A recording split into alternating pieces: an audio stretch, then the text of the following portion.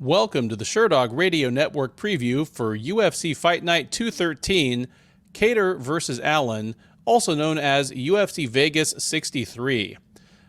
I'm your host, Ben Duffy of Sherdog.com, and I apologize right away for the implied false advertising in the display image for this podcast. This is not a Shillan and Duffy podcast. This is apparently a Duffy all by himself podcast, as my usual co-host Keith is indisposed. And on short notice like this, and for a card of this frankly low stakes, I couldn't be arsed to find a replacement. So I am going to run this one solo. It will have 50% less side conversations, inappropriate humor, and obscure MMA history references. UFC Fight Night 213. Well, of course, we just got through UFC 280, a massive pay-per-view undertaking that it's left a few more question marks than we would have liked, and not all the fights lived up to the hype necessarily, but nonetheless, it was a big card with big implications for multiple divisions. And the Fight Night card after one of those huge pay-per-view cards always feels like a little bit of a letdown / hangover. But even by those standards, UFC Vegas 63 is rough sledding. UFC 280 was a 12-fight card that had 15 ranked fighters on it by the Sherdog rankings. Probably one or two more than that by the UFC rankings, since those rankings only take their own fighters into consideration. But 15 ranked fighters in 12 fights. UFC Fight Night 213 is a 9-fight card because we had a couple fall off and have not been replaced. And out of those 9 fights, there are 2 ranked fighters. Your main event fighters, Calvin Kattar and Arnold Allen. And before you jump out and say, well, of course they have to stack the pay-per-view card with ranked fighters and top contenders so that you pay the money for it, keep in mind that the undercard of UFC 280 alone had 5 ranked fighters on it. So this is a substantial step down even from the free part of last week's card. Nonetheless, there is some good stuff on here. Obviously, Kattar versus Allen is a fantastic main event. There are a couple of interesting prospects on the card, both hot, fresh, new prospects, fresh in from the Contender Series or wherever, as well as some prospects that have been in the UFC for a minute, but might have lost a fight or two and are looking to regain some of that new car shine. We're going to talk about all of them, and let's just go ahead and dive right into these prelims. Let's head to the men's featherweight division for a matchup between Chase Hooper and Steve Garcia. Hooper, the 23-year-old from Enumclaw, Washington, is 11-2-1 overall. He is 3-2 since joining the UFC out of the second season of Dana White's Contender Series. He is one of those aforementioned fighters who competed on the Contender Series, wasn't immediately signed, and that's probably a good thing. It allowed him to go back and get some more seasoning in regional promotions, but he was signed in December of 2019. Since then, he is 3-2 with the promotion. He has alternated wins and losses throughout his UFC career. He won his last time out. It was a third-round TKO of Felipe Diaz-Colares. That was at UFC Fight Night Holmes versus Vieira back in May. Prior to that, he had dropped a unanimous decision to Steven Peterson. He will be taking on Garcia. The 30-year-old New Mexico native is 12-5 overall. He is 1-2 since joining the UFC out of the third season of Dana White's Contender Series, where he won and was not signed, at least in part because he missed weight for that fight. However, that fight was scheduled at 135, and in just a moment, I'll get to why that's probably not a realistic expectation in this guy's case. But he signed with the UFC actually over 2 years ago at this point, has only fought once per year since then, but he lost his debut to Luis Pena, came back with a second round TKO of Charlie Ontiveros last October, and fought most recently this June at UFC 275, where he got knocked out in just 1 minute and 14 seconds by the debuting Maheshate. So he will be looking to get back on track here. Hooper looking to keep things going. Hooper is heavily favored to do so. He is minus 250 as the favorite. Garcia plus 210 as the underdog.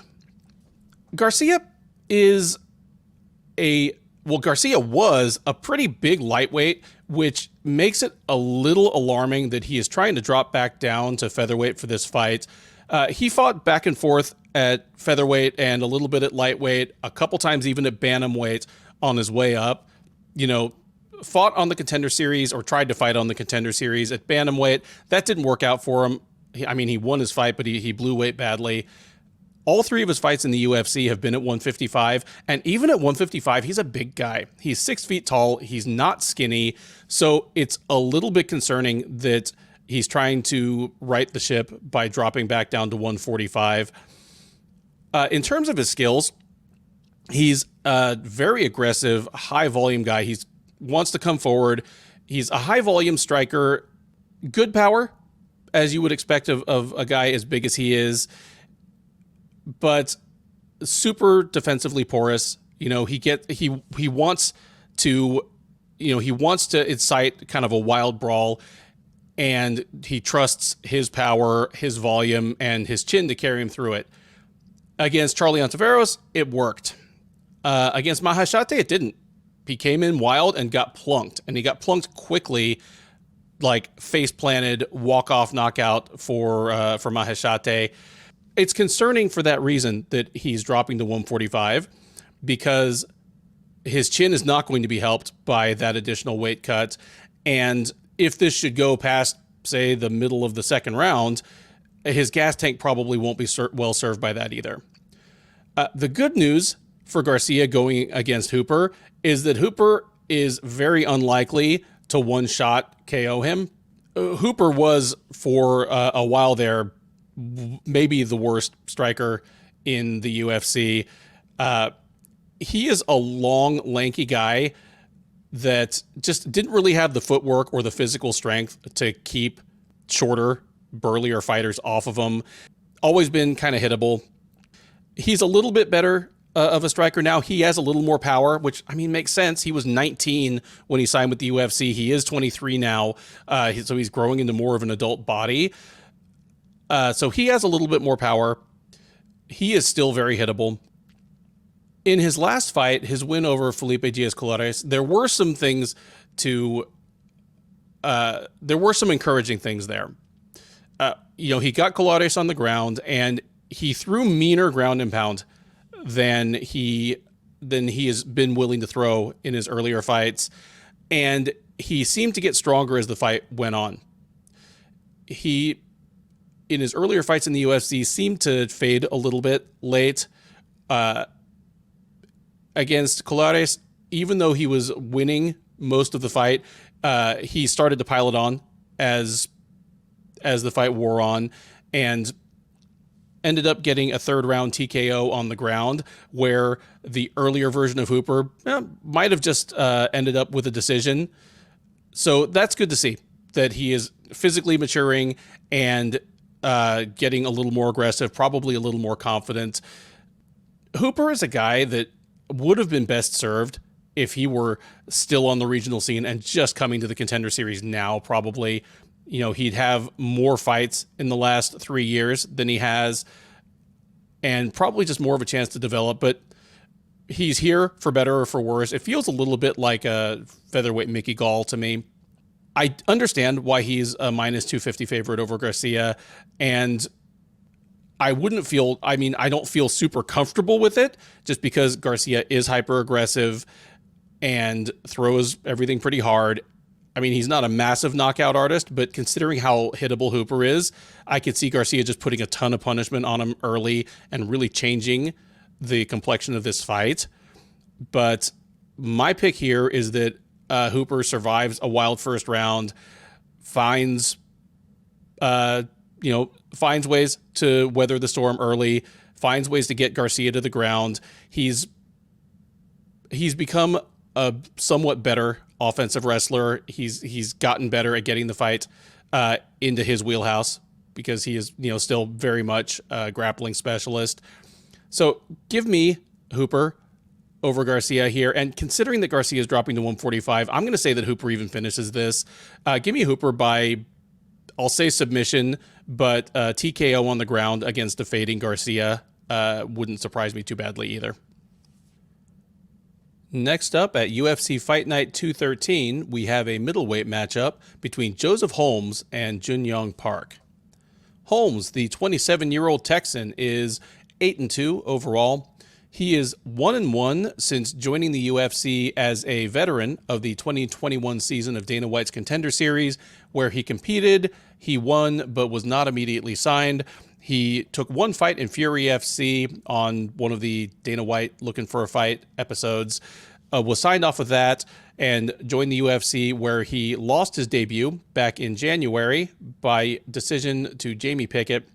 Came back in May at UFC Fight Night Holmes versus Vieira and choked out Alan Amedovski in the first round. He'll look to make it 2 straight against Park. The 31-year-old South Korean is 14-5 overall. He is 4-2 in the UFC since joining out of a globe-hopping regional career. I mean, he came into the UFC on I think 7 or 8 fight win streak, but his last 4 fights were in 4 different countries before getting signed. Since being in the UFC, as I say, 4-2. His losses are to Anthony Hernandez and Gregory Rodriguez. He has wins over Marc-Andre Barrios, John Phillips, Tafon Chukwi, and most recently, Eric Anders, whom he defeated at that Holmes versus Vieira Fight Night in May. The odds here, pretty wide. Park minus 250, Holmes plus 190. Holmes is an interesting fighter. He is a super tall and lanky middleweight. He's 6'4", big wingspan, long legs. He's got kind of the John Jones build where he looks huge for the weight class, and part of it is because he's got long limbs. You look at him and you would expect him to, fight like a rangy striker. You expect him to fight like a, I don't know, Israel Adesanya type. But he is, at least at this point in his development, very much a grappling specialist. His striking it's definitely a work in progress. He's very hittable right now. He's a willing striker. He comes forward, but he throws a lot of single strikes. His chin is often up in the air, and his hands are not up, so he gets tagged a lot in his fights. He does have good kicks, and he throws a lot of them. He has the kicking game of a man who is not afraid to be taken down, and as a matter of fact, kind of wishes you would.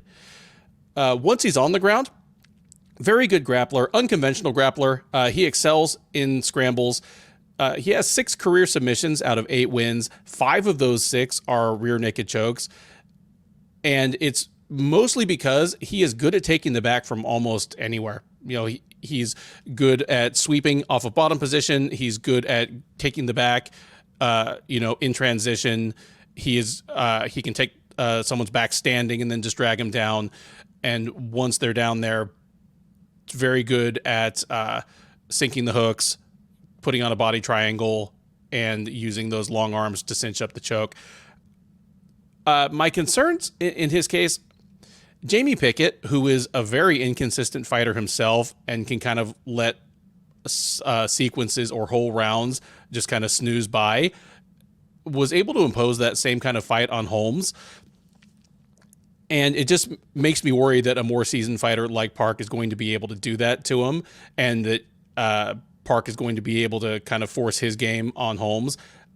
It's hard to take much away from the Amedovski fight.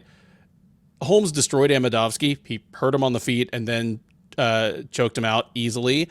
But Amedovski, he wasn't UFC level. He was the worst guy in the division. Holmes didn't even sink the hooks. He just got the no hooks rear naked choke on a badly dinged up Amedovski. If he's somewhere between the guy that thrashed Amedovski and the guy that just kind of dropped a ho-hum decision to Pickett, I think this is Park's fight to win or lose. Park is a surprisingly well-rounded fighter. He's a good offensive wrestler and, able to grind out wins against people who want to strike against him. But a surprisingly good striker as well.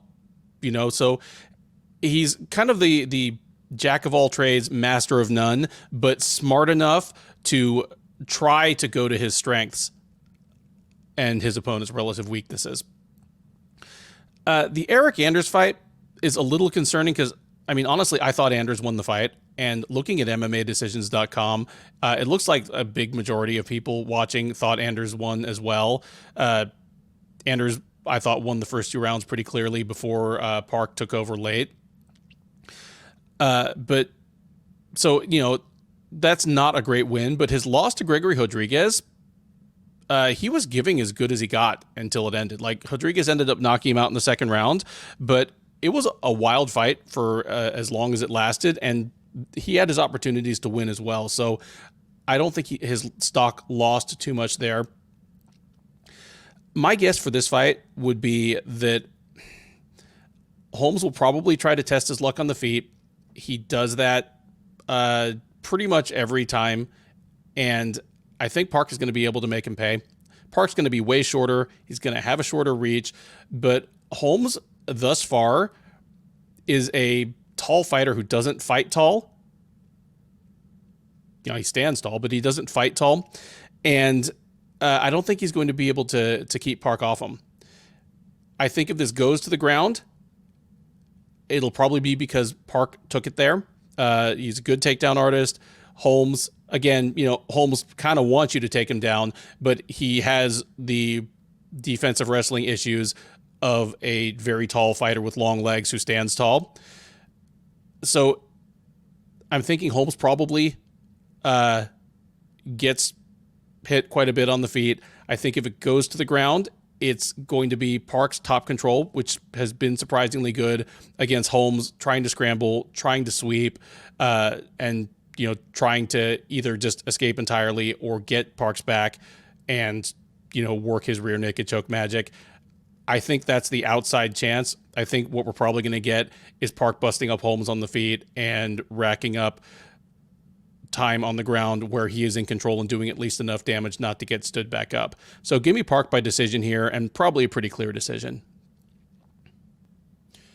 Next up at UFC Vegas 63, it is the heavyweights as Andrei Arlovski and Marcos Rogerio de Lima take the cage. Arlovski, the 43-year-old Belarusian, is 34-20 with 2 no contests over the course of a long and storied career that, of course, saw him win the UFC heavyweight title on 2 separate occasions. Of course, that was over a decade and a half ago. At this point, he is 23-14 with 1 no contest across 2 separate stints with the UFC. He was out of the UFC from about 2008 to 2014. Since coming back, he is 13-10 in the UFC. And incredible as it sounds, and incredible as it feels to say for a guy who appears completely shot and whose career seems to have been over a half dozen times, he is on a 4-fight win streak. Since getting blasted by Tom Aspinall last February, he has wins over Chase Sherman, Carlos Felipe, Jared Vanderaa, and Jake Collier. The most recent of those, the Collier win, was at UFC on ESPN Font versus Vera back in April. He will try to make it an improbable 5 straight against de Lima. The 37-year-old Brazilian is 19-8-1 overall. He is 8-6 in the UFC. He is 4-3 in the UFC at heavyweight. He had a 4-3 run at light heavyweight. He decided to turn to heavyweight and immediately started weighing 265 pounds on the dot, which will not surprise you at all when you see him on the scales or walking into the cage. He lost his last time out. It was a unanimous decision against Blagoy Ivanov at UFC 274 back in May. That put the brakes on a 2-fight win streak for him against Maurice Green and Ben Rothwell. The odds here favor Lima. He's minus 230 or so. Arlovski plus 180 on the comeback. If Keith were here and we were bantering back and forth, I'd probably take a few minutes to give my usual elegy for Arlovski's career, just because anytime we see him, it might be the last. The guy is 43. He's going to be 44 in like 3 months. He is the last fighter on UFC roster who was in the UFC before Dana White. I mean, that's all you really need to know. Like, he literally predates the Zuffa era. And yeah, he's on a 4-fight win streak. And it is attributable to 3 things. 1, he has made adjustments to the decline of his physical gifts, like very, very, very few fighters in the history of the sport.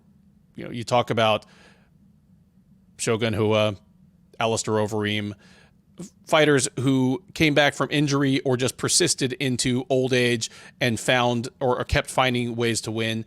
He's absolutely, on the Mount Rushmore of those fighters. I never thought I'd be talking about Andrei Arlovski on a 4-fight win streak at this point in his career. So, I mean, certainly he has done remarkable things to stay relevant. That's one part of it. Part 2 is luck. There's a little bit of luck involved here. I mean, all 4 of the wins on this streak are decisions. The last 2 of them were split decisions, and the last one against Jake Collier was a bad split decision. The third factor in Arlovski's continued relevance is the fact that he's simply fighting the worst fighters in the division right now. This is a guy who, once upon a time held the UFC heavyweight title. He might not have been the best heavyweight in the world, but he was certainly in the top 5, even keeping in mind who was over in Pride at the time. And he's gone from that to, Chase Sherman, Carlos Felipe, Jared Vanderaa, Jake Collier. Jake Collier is the only one of those that's not on the absolute bottom shelf of UFC heavyweights, and Collier is the one that probably beat him. Will he make it 5 in a row against Lima? Man, good kickboxer. I mean, he's not a finesse kickboxer. He is a brawler who throws everything super hard, but he has monstrous kicks. Like, his kicks are brutal to the legs, to the body. Has tons of punching power. He had good power at 205. That power has carried over to heavyweight and then some. Like, he actually has more. He has better power at heavyweight than he did at light heavyweights. He is defensively fairly sound. I mean, he's not Israel Adesanya. He's not Alex Pereira. He's not Dustin Jacoby that we're going to talk about a little later. But he's pretty good at slipping punches. Decent footwork. I mean, he looks like he wouldn't have very fast feet, but despite the fact that he's put on just 60 pounds of mass from what he was 5 years ago, still has pretty fast feet. His problem is that he might have the worst ground game in the UFC at any weight. It's just absolutely abysmal. In fact, now that Greg Hardy is out of the UFC, I'll go out on a limb and say that Marcos Pizarro has the worst ground game in the UFC. He's easy to take down, which you wouldn't think, because he's a short, squat heavyweight. I mean, he's only like 6 feet tall. He has the low center of gravity that I've referred to, in talking about a few fighters in recent shows. So he's easy to take down, and worse, for a guy that he has a black belt in jiu-jitsu, every time he's on the ground, it's like he's never been there before. He's just flat on the ground, shoulder blades down, doesn't do much other than just try to sit up and push his opponent off. And that's surprisingly successful for people like Derek Lewis or Mark Hunt, but for Marcos Rogerio de Lima, it simply hasn't worked. He lost to Ivanov back in May, of his 6 UFC losses, that was the first one that wasn't by submission. All of his other losses had been by submission, including just some embarrassing stuff. Got arm triangle choked by the ghost of Stefan Struve. Alexander Romanov. Granted, Alexander Romanov is a very good heavyweight, but he tapped him out with just a playground bully forearm on the chin and neck. I think we might even have had to add something to the Fight Finder to be able to record that, because it was something that we hadn't really seen done in a long time. The lucky thing for De Lima is that this version of Arlovski doesn't go to the ground. I mean, Arlovski hasn't gone to the ground in a long time. You may remember him flooring Tim Sylvia and then diving into his guard and inexplicably leaning back for a heel hook. If you're old school enough to remember that. That was Andrei Arlovski's last submission win, and I think that was 2006. So Arlovski isn't going to test De Lima's ground game, probably. He's just going to try to do the Andrei Arlovski thing. Shuffle in and out, feint, throw a few jabs, throw a few low kicks, use some lateral movement to try to stay away from the haymakers coming his way.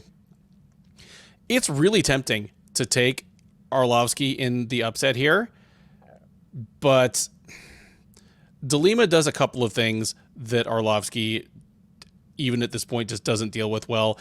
De Lima throws really hard kicks to the legs and body, and while Arlovski's high guard and head movement have been pretty good at keeping his chin off the gunnery range in recent years, he's still susceptible to kicks, and I think De Lima is going to score with those. And again, just no faith that this version of Arlovski is going to even try to take advantage of the worst ground game in the UFC. So I'm going to pick Arlovski to make it to the final horn here. For a guy that was once reviled as having the most fragile chin in the sport, he's proven that not only is he pretty defensively sound in this version of himself, but surprisingly, he's taken flush shots from heavyweights and been fine. I don't, it must be something to do with the beard. I don't get it, but give me De Lima to win a slow-paced, shuffling kickboxing battle where he tags Arlovski with a few big punches. Arlovski survives those, but he's taking a steady diet of kicks, and De Lima probably wins all 3 rounds. Next up at UFC Fight Night 213 is another middleweight matchup, this one featuring Phil Hawes versus Roman Dolidze. Hawes, the 33-year-old New Jersey native, is 12-3 overall. He is 4-1 since joining the UFC as a 2-time veteran of Dana White's Contender Series. He competed on the very first season where he lost, got head kicked by Anthony Hernandez, I think. No, sorry, head kicked by Julian Marquez. Went back for some additional experience in Bellator, as well as a couple of regional promotions. He came back on the 2020 season of the Contender Series, where he beat Kadzhimirat Bestayev, punching his ticket to the UFC, where he has gone 4-1 since. He won his last time out. It was a second-round TKO of Deron Win at UFC on ESPN Kattar versus Emmett back in June. That turned things back around for him after his first UFC loss, a shocking first-round KO at the hands of Chris Curtis last November at UFC 268. He will look to make it 2 in a row against Dolidze. The 34-year-old Georgian, by way of Las Vegas, is 10-1 overall. He is also 4-1 in the UFC. He is 2-1 since dropping to middleweight. He debuted in the UFC back in 2020, relatively unheralded, at light heavyweight. He won 2 in a row, but apparently that wasn't good enough for him, so he dropped from 205 to 185. He lost his first middleweight bout. That was a unanimous decision against Trevin Giles last March. Since then, he has won 2 straight over Laureano Staropoli and Kyle Daukaus. The most recent of those, the Daukaus win, was a first-round knockout at the same Kattar versus Emmett card back in June, both at UFC Austin. Odds here are fairly close, but they do slightly favor Hawes. He is minus 170, Dolidze plus 140. Phil Hawes, for someone who is 4-1 in the UFC, he's a strange mix of still feeling like a prospect on the rise versus feeling a little bit like a busted prospect who's, trying to salvage anything, and then also being 33 years old and it's kind of go time. Heading into his first appearance on the Contender Series, people were calling him the next John Jones. And part of it is that he's a junior college national wrestling champ from the same Iowa Central Community College that produced Jones, that produced Colby Covington, Cain Velasquez. It's a factory for future MMA fighters. And, you combine that with his obvious physical gifts, and he just looked like the next big thing, even though he was only, 4-0 or 4-1 at the time. Since arriving in the UFC, he's been a work in progress, but he really has been steadily improving. His UFC debut, he blasted Jacob Malkoun in 18 seconds. Not much could be learned from that, but his win over Nasruddin Imavov, one, it's aged well because Imavov has turned out to be a very, very good fighter himself, but it also seemed to either show the ceiling on Hawes's potential or at least show the things that he needed to work on, because he handled Imavov for 2 rounds and then faded badly in the third, and Imavov had him hurt in the last minute of that fight, to the point where, if the round were longer or there were another round after that, we might have been looking at a very different result than we did. But he came back from that and took on Kyle Daukaus, where, at least at the time, Daukaus was even more highly regarded than Imavov, and Hawes was the one who was growing stronger as the fight went along. So if that's an indication that he has fixed the cardio issues, that's a good sign. It's hard to tell whether that's the case based on his results since then. He got knocked out in the first round by Chris Curtis. That's just what Curtis was doing to people last fall. And then his fight against Deron Wynn in June was such a mismatch and kind of such easy sledding for him that, it went late into the second round, but it was impossible to tell really what kind of shape Hawes's gas tank was in, because he was winning every minute of the fight. It's hard to tell if a fighter is not being pushed hard, what their cardio really looks like. But if the Daukaus fight is an indication that his cardio issues are a thing of the past, he is an extremely dangerous man. He is an outstanding wrestler. He is a very, very good striker. He's prone to occasional defensive lapses, but for the most part, he's a clean boxer with extremely hard kicks and tons of power and everything. And you look at him and you can tell that he has tons of power and everything. He's got muscles on top of his muscles, and he is a freakishly good fast twitch athlete. Turning to look at Dolidze is huge.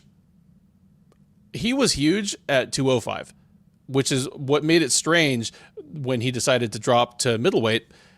He was 2-0. He was undefeated as a pro, period. He was 8-0. He was 2-0 in the UFC and was built like a brick house, and decided to drop weight out of nowhere. He's been fine at 185, and to his credit, he's not the same person he was at 205, just sucked out of an additional 20 pounds of water. He really has retooled his physique. He looks physically different. He went about this the right way. Not surprising for a guy who's landed up at Extreme Couture, where not only is he with a great team, but he has easy access to the UFC PI and its strength and conditioning and nutrition facilities. With him, he and Hawes both look like bodybuilders or cartoon characters, but where Hawes really is a fast twitch athlete, Dolidze is not. He's incredibly strong, but he's not slow, but he's just average. It doesn't matter a whole lot in terms of what he wants to do, because he doesn't want to really he doesn't want to do anything that requires a ton of fast twitch athleticism anyway. He's a willing striker who, at his best, he does throw in combination. He really wants to wrestle and grapple and kill people with ground and pound. He's an extremely persistent wrestler. He doesn't have a blinding traditional shot takedown from the outside like Hawes does, but he's good at punching his way inside. And then from there, he has judo type, Greco-Roman type, lifts, throws. He has judo style trips. Once he's on top, crushingly heavy on top, mean ground and pound. He can threaten with submissions. He doesn't have any at the UFC level, but that's mostly because his opponents they've just crumbled when he's hit them. But looking at his lone career loss, that decision loss to Trevin Giles, that's concerning against Hawes, because the reason Giles beat him was that Giles was way faster. Giles pieced him up on the feet from the first round on. His jab was there for him all night. His right cross was there. Giles kicked him to the legs, kicked him to the body. And as the fight wore on, Giles's cardio started to take over. Dolidze got tired first, and that made it impossible for Dolidze to stick to Giles the way he did to, say, Laureano Staropoli in his next fight. By the third round, Giles was rejecting his takedown attempts with ease and kind of laughing at him. He didn't like it. That's concerning because Hawes will be faster than Dolidze, and Hawes, at least the version of Hawes that we think we have right now, probably isn't going to get tired first. Those are concerning issues. Also, Hawes hits a lot harder than Trevin Giles does. Like, Giles has good power. Hawes has numbing power. Giles has subsequently dropped to welterweight. That is something that Phil Hawes could maybe not do even if he cut off an arm.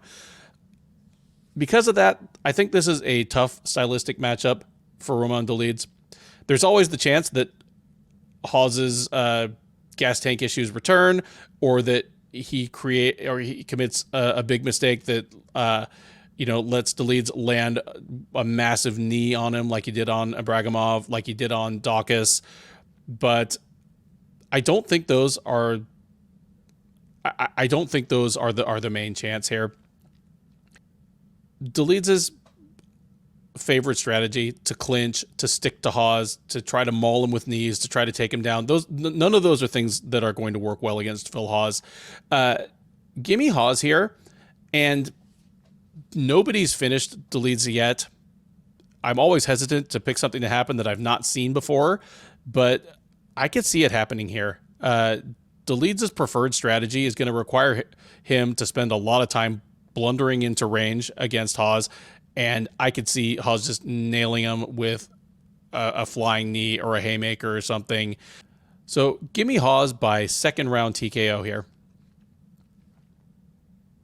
Next up, it's a light heavyweight matchup between Dustin Jacoby and Khalil Rountree. Jacoby, the 34-year-old Illinois native fighting out of Colorado, is 18-5-1 overall. He is 6-2-1 in the UFC. However, that's a little deceptive because he went 0-2 in the UFC 7 years ago, was cut, went and actually had a kickboxing career. He came back to the UFC through Dana White's Contender Series back in 2020. And since then, he is 6-0-1 in the octagon. The lone blemish, a split draw against Ion Cutelaba. Aside from that, it's been all wins and mostly knockouts. He fought most recently back in July at UFC on ABC Ortega versus Rodriguez, where he knocked out Da Un Jung in the first round. That was his 4th straight win. He will look to make it 5 straight and thrust himself into title contention at light heavyweight against Rountree. The 32-year-old Nevada native is 10-5 with 1 no contest overall. He is 6-5 with 1 no contest since joining the UFC out of the 23rd season of The Ultimate Fighter. He is on a 2-fight winning streak, those being second-round TKOs of Modestas Bukauskas last September and Karl Roberson, whom he took out with a body kick and some follow-up punches in March at UFC Fight Night Santos versus Ankalaev.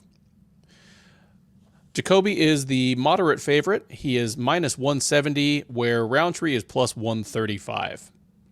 This is a matchup between 2 of the best strikers in the light heavyweight division in Jacoby and Rountree. Jacoby, a fantastic kickboxer. Everything you would expect from a, Glory title challenger. In fact, his loss in Glory was against Alex Pereira, your next middleweight title challenger. He has great footwork, has one of the best jabs in the division, has some of the best calf kicks in the division. As his return fight to the UFC, he finished Justin Ledet back on October 31st of 2020 with basically nothing but calf kicks. Ledet was a boxer, pretty good boxer, and Jacoby just kicked his lead leg until he was falling down all on his own. His punches, like I say, a great jab. He has a great right cross. He's one of the guys that he's advanced enough that he throws his jab to different spots and at different speeds. It really is a fantastic weapon. His liabilities, really, it's just the ground. His takedown defense is not great, but to his credit, he's very active to get back up. He doesn't concede the position. We just talked about Marcos Rogerio de Lima, where he's easy to take down and the round is kind of over once you do. That is not the case with Jacoby. He is active to get back up. His split draw with Iwan Cutelaba took him down probably 7 or 8 times, but couldn't keep him down. And Cutelaba is a good wrestler and, a physical hulk of a man. Great defense on the feet. He's a guy that, understands that his first line of defense for his chin is his feet, just not to be there when the other guy is swinging, but also, slips and parries really well. Just again, one of the best kickboxers in the UFC, one of the best strikers in the light heavyweight division. He's taking on a guy in Rountree that I've said this before on these previews, but a remarkable improvement as a fighter from the guy who was on Tough 23, was it 6, 7, 8 years ago.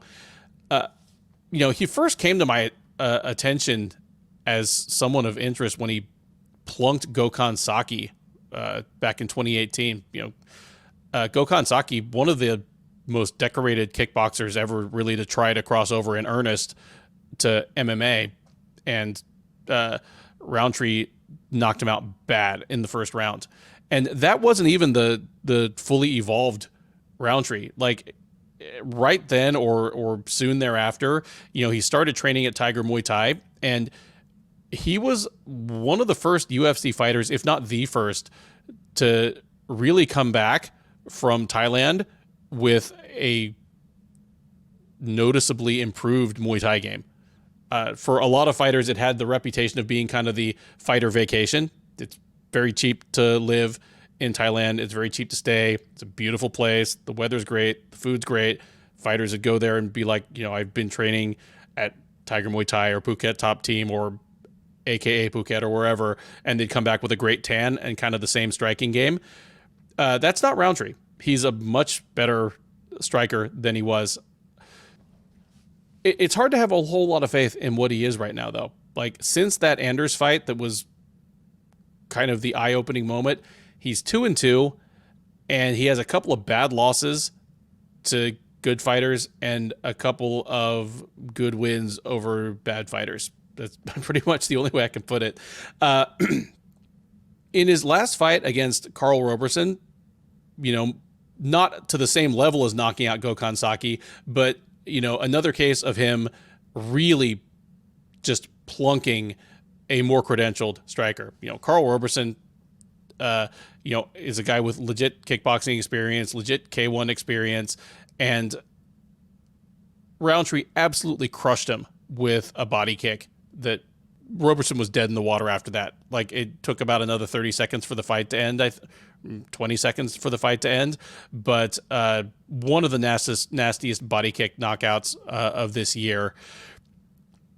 So even though Jacoby is by far the more credentialed striker, you can't count Rountree out. I mean, Jacoby's he had a great run in glory, but he's certainly not Gokhan Saki from that standpoint. But Rountree is still inconsistent. The good news is that neither of these guys is likely to take advantage of the other's ground game, because Rountree's takedown defense is even worse than Jacoby's. And unlike Jacoby, he's not very busy on the ground. He's closer to the Marcos Pizarro model of, if you take me down, this round might be over. We aren't going to get that. We're going to have a striker's delight here, but I do expect Jacoby to get the better of it, in spite of the fact that Jacoby is older than Rountree and has twice as many MMA fights and a pretty substantial kickboxing career. On top of that, Rountree feels like the older fighter. He feels like the guy that's starting to fade a little bit. I'll never say never. Rountree is probably the harder hitter in terms of single shot knockout power, but that would require him to land a clean single shot, and just nobody's done that to Jacoby, especially since he's been back. His defense is just too good on the feet. Rountree could certainly go to work trying to chop at him with leg kicks like he did Anders, but Jacoby's leg kicks are even better, and he checks leg kicks very well. There's just not much in the way of plausible avenues to victory for Rountree here. It's a bad style matchup for him, and opposite of what I'll often say about these fights, I'm actually surprised here that the line is not wider. Give me Jacoby to win this, and I'm going to say he gets a TKO. Rountree has been hurt and finished by less nifty strikers than Jacoby over the last couple of years. I mean, Johnny Walker put him away. Give me Dustin Jacoby to get a second round TKO here. Jacoby's sometimes a pretty deliberate starter, and Rountree can be as well. So I could see the first round having some single shot, single strike pot shotting, and doesn't really get ramped up until the last 2 minutes or so. But second round, all bets are off, and I think Jacoby hurts him bad on the feet, and maybe has to swarm to finish on the ground, or maybe just gets a clean walk-off knockout. But I have Jacoby big in this one. We head back to the middleweight division for a matchup between Josh Fremd and Tresean Gore. Fremd, the 28-year-old Factory X product, is 9-3 overall. He is 0-1 since joining the UFC as a former title challenger in LFA. He debuted back in April at UFC 273, where he dropped a unanimous decision to Anthony Hernandez.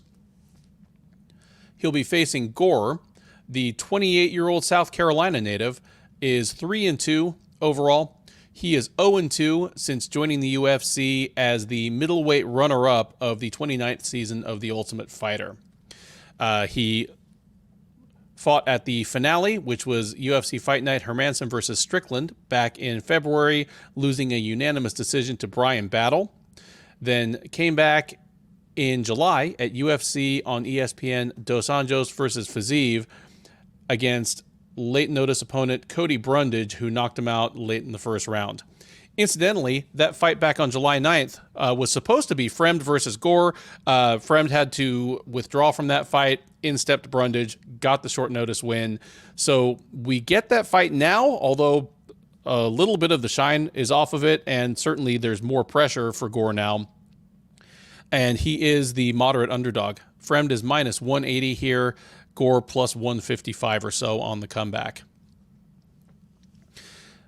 Josh Fremd is an interesting prospect just from a physical standpoint.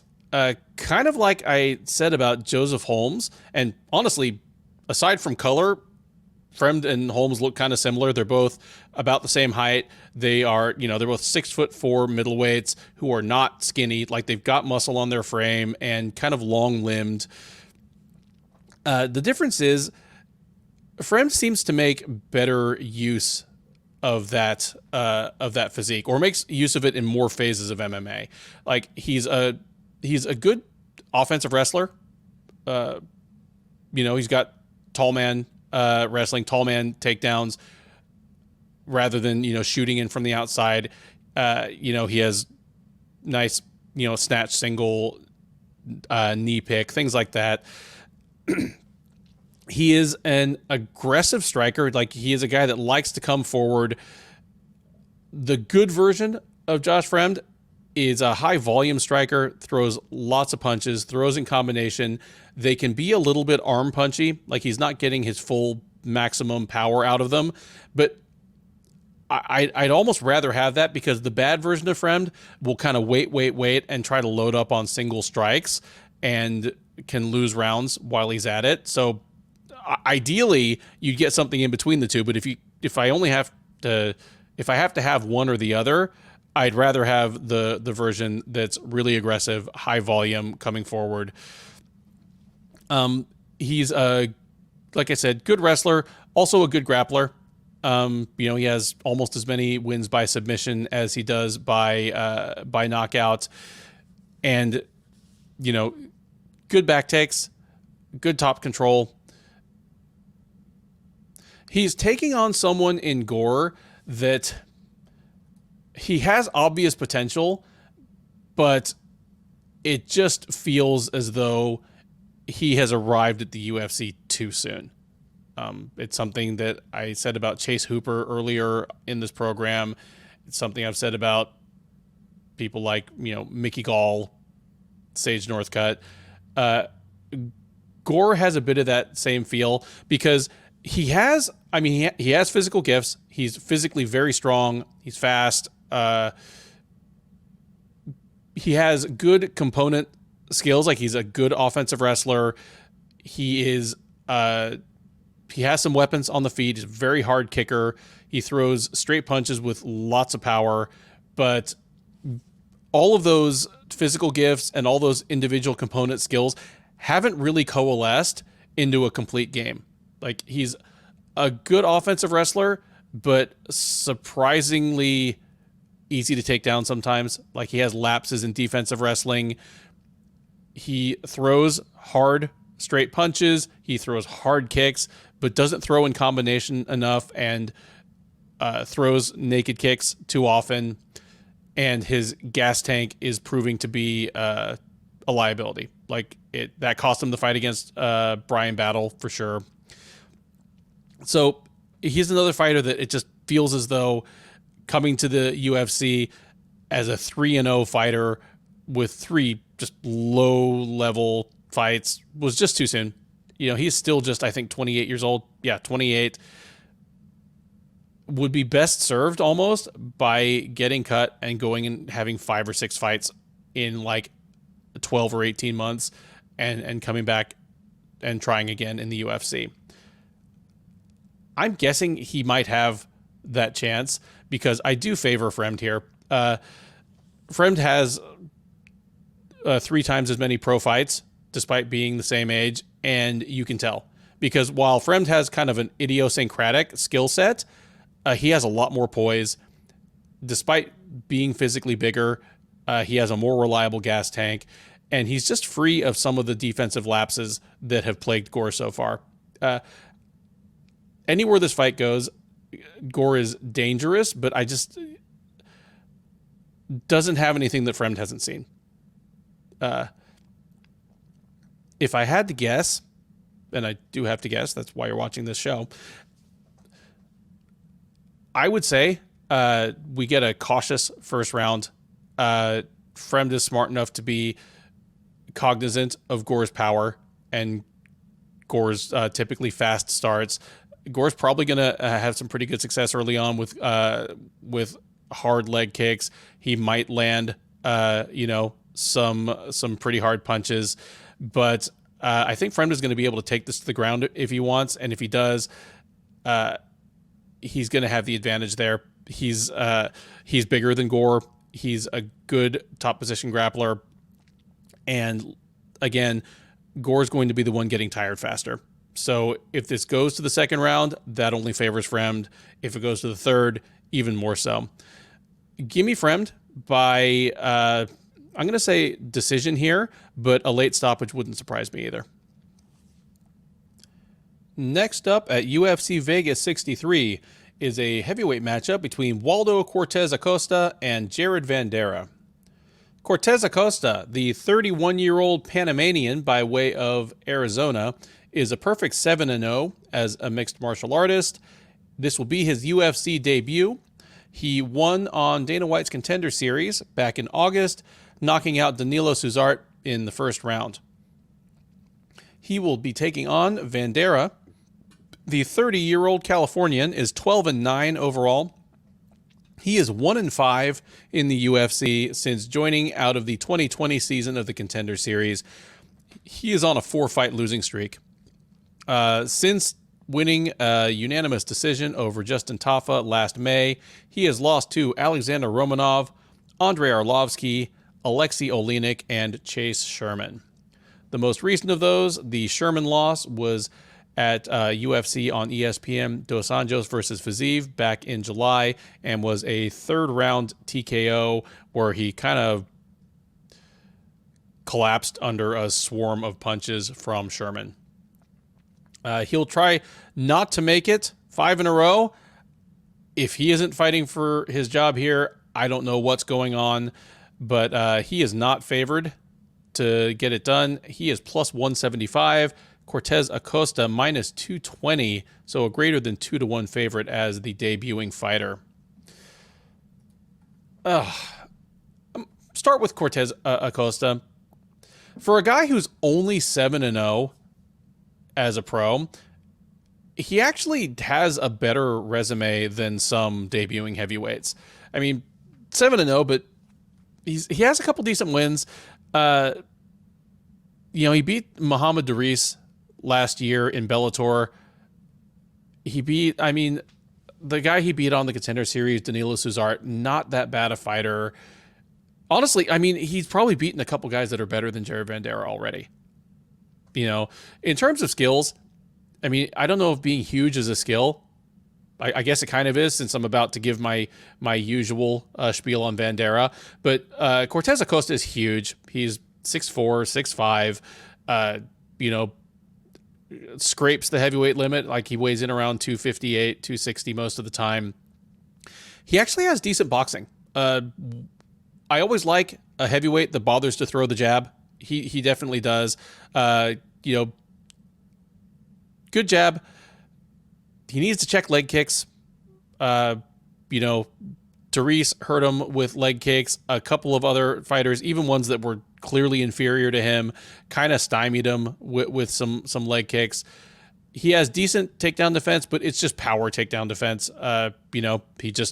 He's so big and so strong that he can just get an underhook. And he did that to Daris and basically just pancaked him, just flipped him over and ended up in top position. He's a work in progress. 31 at heavyweight. He literally has another 5 years to go until his prime. He could fight at this level for another 10. So he's got time to work. And in Vanderaa, frankly, he has a good opponent to start that process with. Vanderaa, I feel bad saying this, because he seems like an absolute delight as a human being. He's a fun interview, but he might be the lowest level heavyweight in the UFC right now, just based on outcomes. Because if you name who you would think some of the other worst heavyweights in the UFC are, he's lost to them. Like, Chase Sherman was probably it. Chase Sherman, I think, was like 3-9 in the UFC or something before he fought Vanderaa and beat him. Now Vanderaa is 1-5 in the UFC. Like I alluded to before, he is huge. If you look across the UFC heavyweight division, seeing all these guys, 6'4", 265, 6'4", 265, they can all sort of start to run together. Vanderaa is bigger than those guys. He's got that Ben Rothwell thing where he's just got, his frame is the size of a house, and there's a difference between a guy that fights at 265 and weighs 265 versus a guy that fights at 265 and has to cut 15 pounds to get there. I suspect that Vanderaa is in the latter category. And for a guy that big, he's surprisingly nimble. Again, kind of like Rothwell. Nobody's going to confuse him for Ciryl Gane or anything, but he's not a complete stumble bum. His footwork is decent. He's another guy that he's not a bad boxer. He also is willing to throw a jab. He has decent power. Any guy that's 6'4" and 265 should be able to knock you out if he lands cleanly. He has that kind of power, but not plus power by heavyweight standards. The real problem with Jared Vanderaa, because you look at him, he's only 30 years old. He is absolutely huge, and like I say, he's not unathletic. So why is he 1-5 in the UFC? Part of it is that he's fought some good people. Sergey Spivak is a top 15 fighter. Alexander Romanov is a top 10 fighter, creeping up on the top 5. But really, in this 4-fight losing streak, he is susceptible to everything. He has a number of offensive tools, but defensively, he is susceptible to whatever his opponent wants to do. Chase Sherman, Chase Sherman, not even a borderline UFC talent. Like he's a sub UFC talent who happened to beat Vanderaa in his last fight. But at his best, Sherman is a low power, high volume striker at heavyweight. Against Vanderaa, he was high volume and landed cleanly enough that he ended up finishing him in the third round. That's not a good, that's not a good sign. His loss to Alexei Oleinik. Yeah, he got tapped out with a scarf hold, and Alexei Oleinik is one of the greatest submission artists in heavyweight MMA history, in MMA history, period. The more disturbing thing is that Oleinik was 44 years old. He was 30 pounds lighter than Vanderaa, and Vanderaa couldn't get him off him. Like, Alexei Oleinik managed to out-wrestle Vanderaa with, Imanari rolls and guard pulls, and Vanderaa just didn't have the wherewithal to shove this much smaller, older man off and get back to punching him. And so, yeah, Oleinik ran complete game on him on the ground, and that was really discouraging to see. Then Arlovski. We know how Andrei Arlovski wins fights in the 2020s. It is normally by fighting an ultra cautious game plan and kind of snake charming and lulling his opponent into just staring at him for 15 minutes. There's a reason that Andrei Arlovski's wins now are all by split decision. Just he slows down the fight to such a crawl that it's hard for judges to score. It's hard for me to score, except against Jared Vanderaa. Against Vanderaa, Arlovski, whose game is now completely built around guarding his chin, was throwing spinning back fists at him. That's how little respect he had for what Vanderaa had coming the other way. So just with each new opponent comes a new way for Jared Vanderaa to lose. And again, it gives me no joy to say these things. But here, if you want to predict this fight, what does Cortes-Acosta do well? He's a good boxer with good natural power without overthrowing anything. Vanderaa could try to take him down, but unless he gets a good entry, I think Acosta is just going to get underhooks and shuck him off like a oversized, dad bod crow cop. I expect Acosta's going to piece him up, and I don't think it's going to take him 3 rounds like it did Chase Sherman. Acosta hits a lot harder than Sherman, and is more aggressive. Give me Waldo Cortes-Acosta by first round TKO here. I think he's just going to start finding Vanderea's face with that jab early and often. And then if the right hook and right cross start coming, things are going to start going downhill pretty quickly. Next up at UFC Fight Night 213, and at least as the card is currently constituted, the co-main event is a welterweight matchup featuring Tim Means versus Max Griffin. Means, the 38-year-old Albuquerque native, is 32-13-1 with one no contest overall. He is 14-10 with one no contest in the UFC, although like two other fighters on this card, he has two separate stints with the promotion. He got dropped by the UFC after a 2-2 start, came back, and he is 12-8 with one no contest since coming back. He did lose his last time out, got choked out in the second round by Kevin Holland at UFC on ESPN Kattar versus Emmett. That would be UFC Austin back in June. Prior to that, he had won 3 straight over Laureano Staropoli, Mike Perry, and Nicholas Dalby. So he'll try to get back to winning ways here against Griffin. The 36-year-old Californian is 18-9 overall. He is 6-7 in the UFC. He also lost his last time out. It was a split decision against Neil Magny at UFC on ESPN Blades versus Daukaus back in March. Prior to that, he also had won 3 in a row. His 3 wins over Ramiz Brahimaj, Kenan Song, and Carlos Condit. Odds here do favor the Californian. He is -190, Means +150 as the underdog. Interesting thing about Tim Means, for as much as I just talked about Andrei Arlovski and how he's having this bizarre longevity well into his 40s, it's almost more impressive to me that Tim Means is 38, and you can make a good argument that he's fighting as well now as he ever has. It's not even that he's finding ways to just scrabble, his way to wins and stay in the division. He's, again, before he lost to Kevin Holland, who's a top 10 fighter, he was on a 3-fight win streak.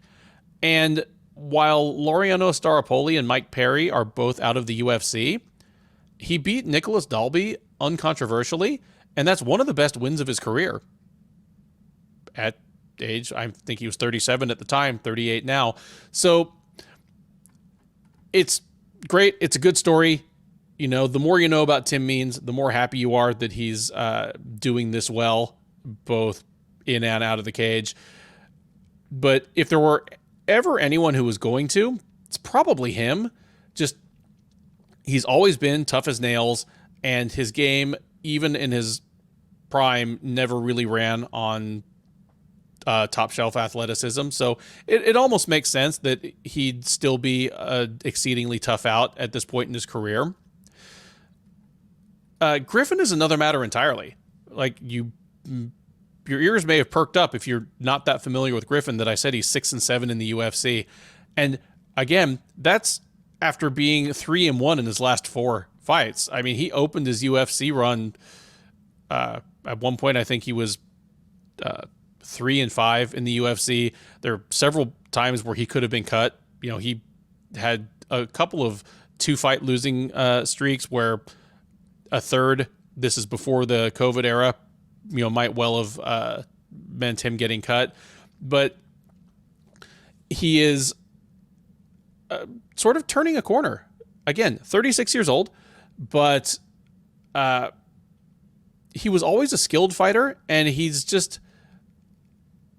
gotten, I don't want to say better, because it's the same skill set and it's the same athletic prowess.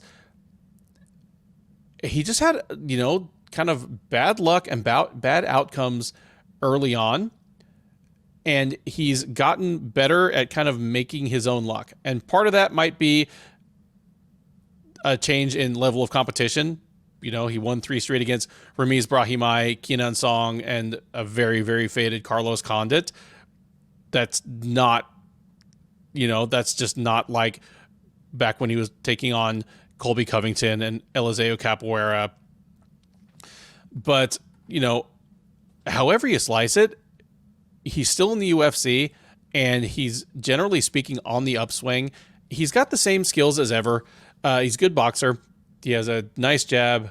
He has a good straight right with, good power on it. He has good leg kicks. He's a good wrestler. He doesn't generally prefer to wrestle. That's kind of his second alternative. But, when he decides to, he has good entries, good at finishing takedowns. His cardio, I thought of it as a question mark 5 years ago. It's looked good recently. Like, he lost to Neil Magny his last time out, but cardio wasn't the reason he lost that fight. And even if cardio were the deciding factor, Neil Magny has some of the best cardio in the sport. So there wouldn't be any shame there. Means, the scouting report on Means has been the same forever. I mean, the scouting report on Means was the same during his first stint in the UFC a decade ago. He's a very tall and lanky welterweight. He was extremely tall and lanky by 2011 standards. He still is, even by modern standards. He is a counter striker by preference. And, Keith loves to point him out as the ultimate example of the tall fighter who fights short. And he doesn't mean that in a negative way, but a lot of tall fighters, your typical tall fighter will use kicks and jabs and try to keep everything an outfight and just keep things where they can hit their opponent and their opponent can't hit them.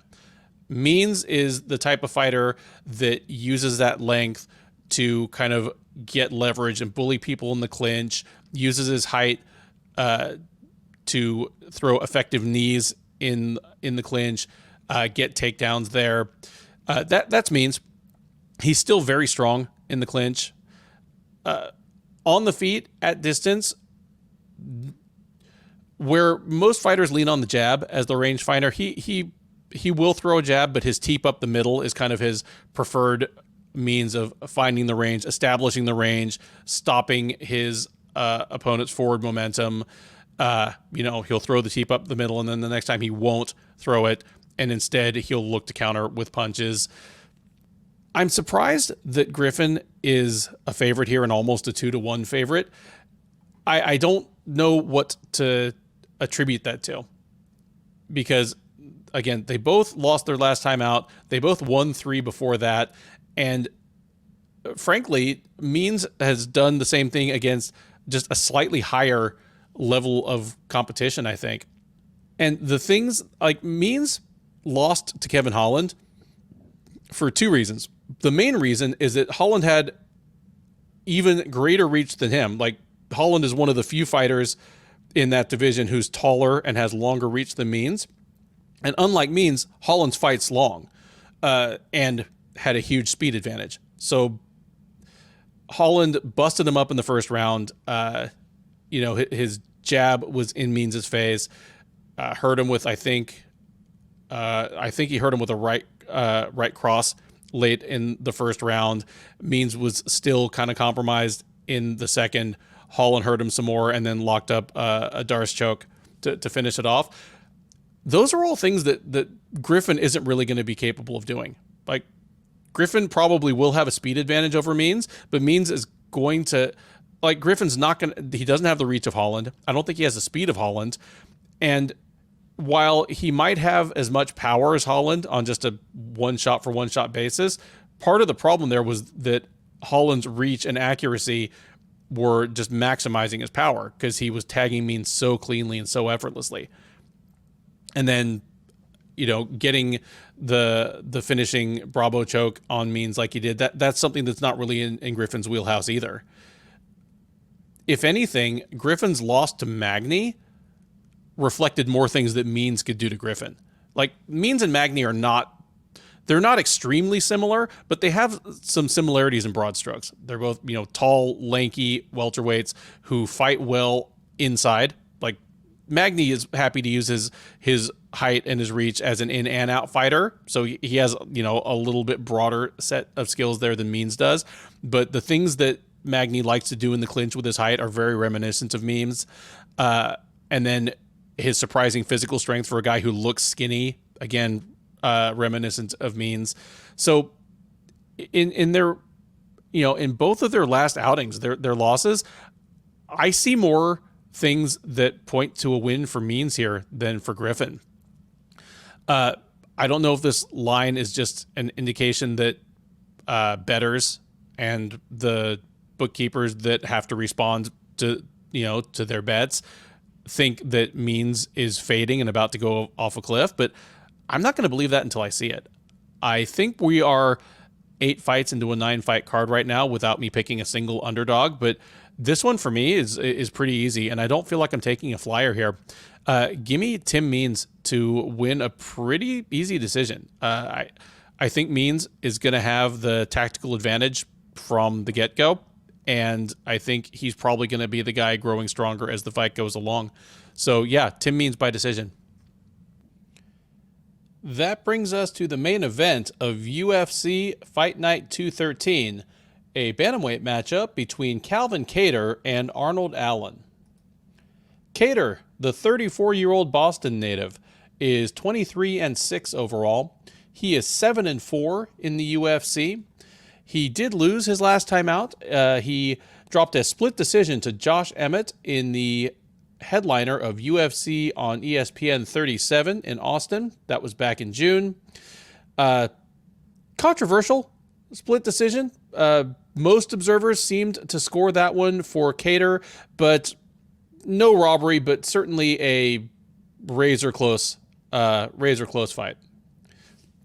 Prior to that, he took a unanimous decision over Giga Chikadze in the headliner of UFC on ESPN 32 back in January. That was not razor close. He dominated Chikadze in a way that really nobody at the UFC level had done up until that point. Prior to that, it had been almost exactly a year since his previous appearance, which was the first UFC on ABC card back in January of 2021, where he took a beatdown of the year candidate from Max Holloway. He will try to get back into the win column against Allen.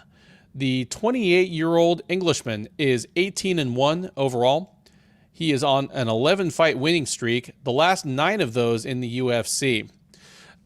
He worked his way up the ranks pretty gradually by the standards of a UFC prospect, but in his last couple of fights has graduated to fighting borderline contenders and then flat-out contenders, as he took a unanimous decision over Sadiq Youssef back in April, and then came back and knocked out Dan Hooker in the first round at UFC London in March. He will look to make it 10 in a row to open his UFC career and mint himself a title contender for real against Kattar. And this fight is pretty much a pick'em on the odds. Kattar, just the slightest of favorites. He's around minus 120 at most outlets. Allen around minus 110, but neither man is available at plus money, so it really is a pick'em. This is a great matchup, obviously, and it's the matchup that essentially this entire card is riding on, as it's the only fight on the card with any immediate implications for its division. But it's also an indicator of how the UFC matchmakers saw the Emmett fight. Because, as I said, Kattar lost to Emmett. It was a close fight. Most of us, I scored it for Kattar. But the UFC did not give him any kind of step back, as Arnold has all the looks of a future title contender himself. Kattar, the book is out on this guy. He is one of the very best boxers in the division and has the complete skill set there. He has an incredible jab. Something I said earlier about Dustin Jacoby. Kattar is one of those guys who really has a mastery of the jab. He'll throw it to different locations. He definitely throws at different speeds and just makes fantastic use of it as not just a range finder, but a weapon in itself. He throws in combination. When fighters try to crowd him, he will nail them with his right cross, right uppercut, right hook. Has underrated power. People don't think of Calvin Kattar as a knockout artist, and despite the Boston finisher nickname, he's not a one-shot knockout artist for sure, but he is a guy with obvious stinging power. Most of his opponents, when they face him, look like they've been through a box grater at the end. Josh Emmett, certainly, he left Josh Emmett extremely marked up. Giga Chikadze had never looked like that after any of his fights. Even the Holloway fight, the Max Holloway fight almost 2 years ago, that we think of as one of the most lopsided beatings of 2021. And we remember for the Holloway, no look, slip and punch and talking to his son and jawing at the UFC table. It's important to remember that Holloway absorbed a near record number of strikes in that fight too. Holloway was clearly, outclassed Kattar that night, but it was not a one-sided shellacking. Kattar landed 160 punches that fight or something. So a fantastic boxer, a surprisingly good offensive wrestler. The threat of the takedown helped him in the Chikadze fight for sure. He did it just enough to keep Chikadze off balance, which allowed his boxing to really run free. His own takedown defense is only okay, but he is very active at getting back up and, is good at it. That's an interesting skill set to pit against Allen, who himself is an outstanding boxer. A little bit of a different boxer, really good lateral movement where, Kattar has good lateral movement, but really wants to bring his opponent on and bring him onto his counter punches. Allen has great lateral movement. He will change pace from his boxing with kicks and with takedowns. He is an outstanding wrestler. Very, very good takedowns. And contrary to the, stereotype of the British fighter, he has an American college wrestler style, single or double leg shot from the outside. And he has the cardio to make it work for, at least 3 rounds. We know that much because against Sadiq Yusuff, his cardio helped make the difference in that fight. He was the one coming on strong late in what was otherwise a very close fight.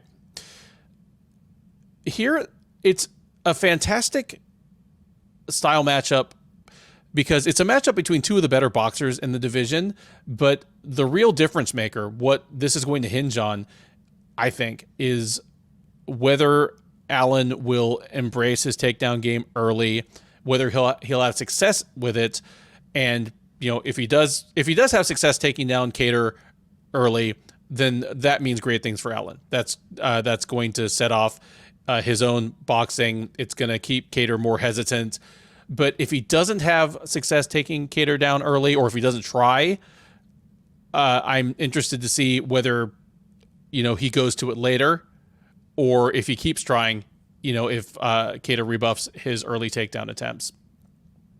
I think Kattar is kind of underrated and overlooked for how good he is. His UFC record is 7-4. Like I say, in my opinion, it should probably be 8-3. But even that doesn't really, speak to how good he is. He had an early loss to Renato Moicano, who ended up being a top 5 fighter and, briefly in the title picture.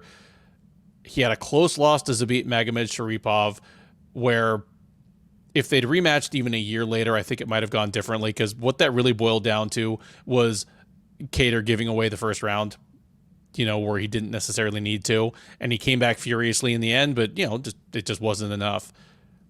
Holloway, a better fighter and a bad style matchup for him. And then Emmett, where, I thought Kattar won. He is an absolutely fantastic fighter. This is a rough, I think this is a rough ask for him, though. It's a shame that, well, it's not a shame. Like, I'm not going to call it a shame that, like, Emmett got the split decision, because it means that Emmett, who is older than both of these guys, is probably going to get his title shot, you know, in time. But it is a shame, because it, you know, it gave Kattar a step back in line and another tough style matchup in Allen. But I'm slightly leaning Allen here.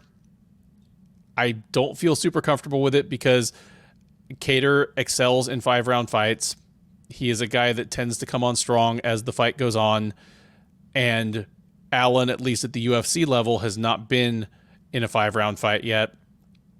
But I do think Allen's offensive wrestling against Kattar's defensive wrestling is going to be the difference maker. In much the same way that Kattar's wrestling was the difference for him against Chikadze. And I'm one of the guys that incorrectly picked Chikadze over Kattar and realized I was wrong pretty quickly. I think Allen is going to do a similar thing to Kattar here. It's going to be fantastic boxing while we get it, but Allen being able to kind of change pace with well-timed leg kicks and with either just primary takedowns where he decides he's going to shoot, or reactive takedowns where he catches Kattar rushing forward and changes levels, I think is going to be the difference. It's going to keep Kattar from getting into that building from round to round, rolling downhill type, rhythm he has at his best. The kind of thing he did to Dan Ige, where he outstruck him, but he outstruck him worse each round as it went along.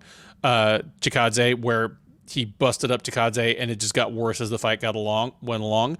I don't think he'll be able to get in gear like that against Allen. I think Allen's takedowns are probably going to disrupt him too badly. If we get into the 4th and 5th round and Allen is tired, either just tired because he turns out he doesn't have 5 rounds worth of gas, or because the wrestling cost him more than it cost Kattar, all bets are off. But I think by that point, even if Allen can just hold on, he might have enough rounds socked away to win this thing. So give me Allen by decision here. I'm not super confident in this pick. The only thing I'm confident in is that we're probably going to have a fantastic fight. There you have it.